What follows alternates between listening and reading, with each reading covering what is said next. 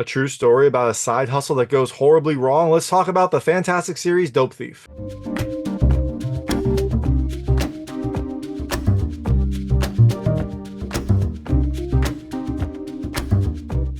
Hey everyone, it's David Stark from Watcher Pass. I'm here to talk to you about Dope Thief, which comes to Apple TV Plus on March 14th, 2025. It's a new fantastic series. It's based on true events.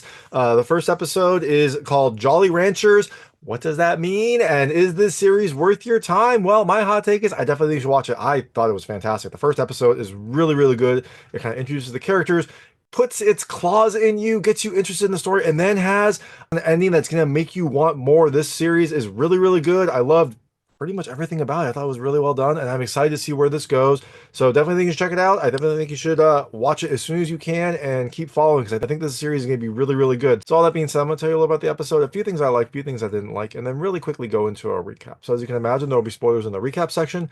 If you don't know what happens in this episode, and you might not, especially the ending is a pretty big twist, I would turn it off when you get to the recap. Before that, though, I'll keep it vague. I'll keep it spoiler-free.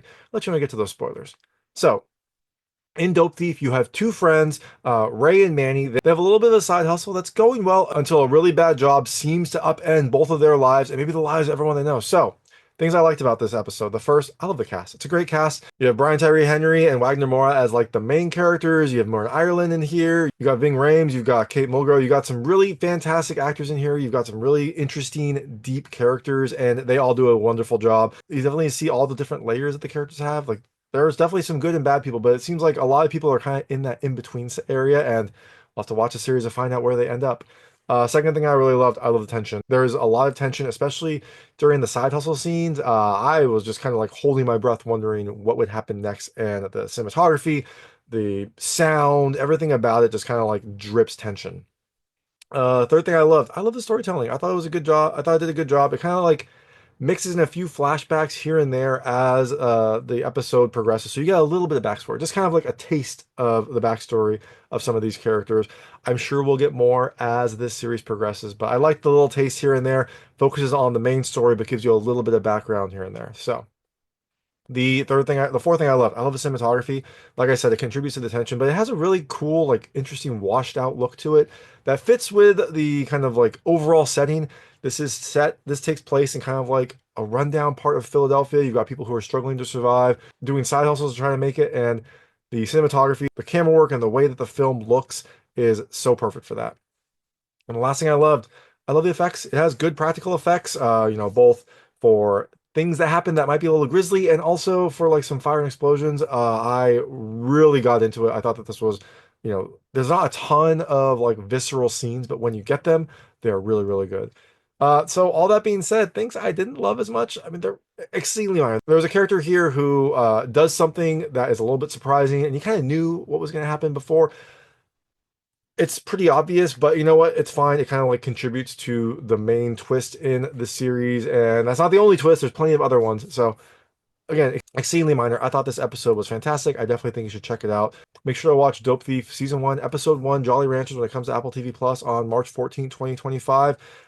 If you do check it out, let me know what you think. Let me know what you liked and didn't like. And if you have a side hustle, let me know what that is. This is kind of my side hustle. It doesn't pay as well as a Dope Thief side hustle, but you know what? It brings me joy. So if you have a side hustle, let me know that too. And I'm going to really quickly go into a recap right now. So if you don't know what happens in this episode, I would turn it off now because there will be spoilers. So in Dope Thief, you have two friends who seem to have met on the inside. You've got Manny and Ray. At the start, you don't know what is going on, but they seem to have this side hustle where they dress up essentially as DEA agents, go and hit like low-level drug offenders, basically rough them up, take their money, and then leave. And kind of, they see it as, taking from the filth. They also kind of teach them a lesson, like maybe scare them without having them go to jail, that kind of stuff. But this is what they do. This is their side hustle. They're fairly good, although there were some definite problems with their first one. They went and hit this drug house, and like at the start, they're going to the front door, and they're right in front of a doorbell camera. I was like, that doesn't seem like a smart thing to do. Like, you wouldn't want to be right in front of a doorbell camera. But they do, it does also kind of show how inexperienced these people are, how experienced the drug dealers, the drug makers that they're hitting are. They get them inside, they kind of like yell at them, rough them up very lightly, like very lightly rough them up. But it is a very tense moment because when you get in there, you don't know how many people there are. You don't know if someone's gonna have a gun. Eventually, there is a shot that goes off, but it turns out it was just a kid upstairs who like grabbed the gun out of fear and then let it fire. Like that was a pretty pivotal scene. That was a pretty dramatic scene. But this has been their side hustle. They were in. No one got hurt. They took the money. They left. This is what they've been doing. Now, both of them are doing it for their own reasons, but Ray seems to be doing it for, for financial gain, but also to help out, essentially his mom. It's his dad's girlfriend who basically raised him after his dad went to prison. Seems like she has something going on and she needs $10,000 to help her out. And so Ray has been doing this to like help her, but also, help himself financially. But now after he finds out that she needs $10,000, he wants to go for a big score. So Ray and Manny recruit this person named Rick, who Ray seemed to have known on the inside. Doesn't really trust him. They don't seem like they got along really well, but I guess, he trusts him enough to bring him on this new job. Now, the next Rick says, hey, if you want to get some big hits, you should come out to my neck of the woods. You'll get some really, really big hits there. No one's around. No one will know anything. So they go out to Ottsville, Pennsylvania, a little bit more rural. They've been hitting kind of like urban areas in Philadelphia. Now they're going out to Ottsville, Pennsylvania, and they hit what seems to be a like drug cooking facility. They're like cooking something. So they don't want to use their guns. They don't want to fire. They don't want to risk having anything go off. They get in there, and during the job, Rick seems to be very stressed. Like it seems like he might be a little trigger happy. Seems like he is very nervous. He's shaking the entire time. He kind of like grabs the gun right at the start and like, whoa, whoa, whoa, like no shots. Like this is a cookhouse. If you shoot something, it might go up. So at that point, you're like, okay, Rick is a bad choice. I don't think they should have brought Rick. Rick is going to definitely mess something up. Does he? Well, yeah, he does.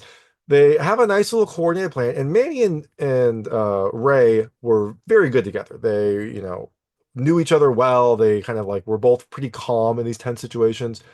Rick, not so much. So they get into this house. There's one person there. Rick, hits him across the face with a gun and gets him getting on his knees. And so they're trying to take a lay of the land. And then another person, this female we'd seen earlier, comes in with a gun too. She has it drawn. It's pointed at Ray. Ray and May are like, whoa, whoa, whoa, we're DEA. And this person's like, the hell you're DEA. You're not DEA.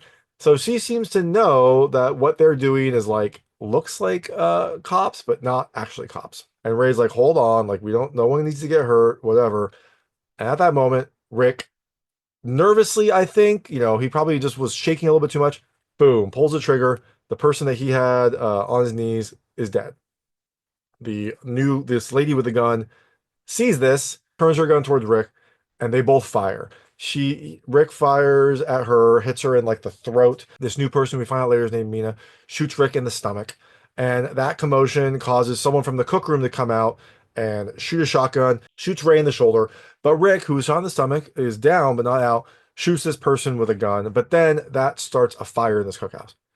So as the fire spreads, Ray says we need to find the money because remember he needs $10,000 to help his mom, and so he is hyper focused on that, even though they should be focused on getting the heck out of there. They find a duffel bag of money. They grab what appears to be aloe vera bottles of drugs, and then they use some of the aloe vera to spread the fire, make the fire go. Seems like they're going to cover their tracks by burning this place down. So they leave, but as they're leaving, Ray accidentally drops his walkie-talkie that they use. And so they're driving away, and then they hear a voice over the walkie-talkie, and it's a scary voice. It's someone that seems to be a pretty bad person. He's talking about how they just need to drop the drugs and the money, and this will all just kind of go away. Ray doesn't want to do that. He needs the $10,000. Also, I think they're scared that if they do that, they're going to die anyways. So they just keep driving. We'll see what happens with this person. Now, eventually, the cops get there. They, cordon off the area, and it turns out that one person survived. That person, Mina, survived. And so she's in the hospital, and she gets questioned by the FBI, by the FBI agents there. And while they're talking, she can't talk. She's writing, but it turns out she's an agent. She was an undercover, I guess, FBI or DEA, I assume FBI agent. And it seems like maybe someone else was undercover too. She mentioned someone else, like why weren't they there?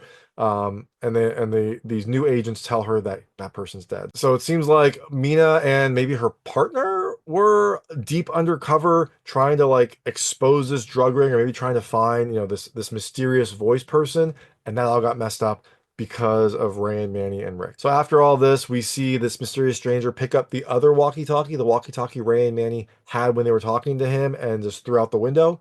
So he's on their trail. And then we see Ray and Manny kind of like hold up in the hotel. They're counting the money. Turns out they got 400,000 plus dollars and some drugs.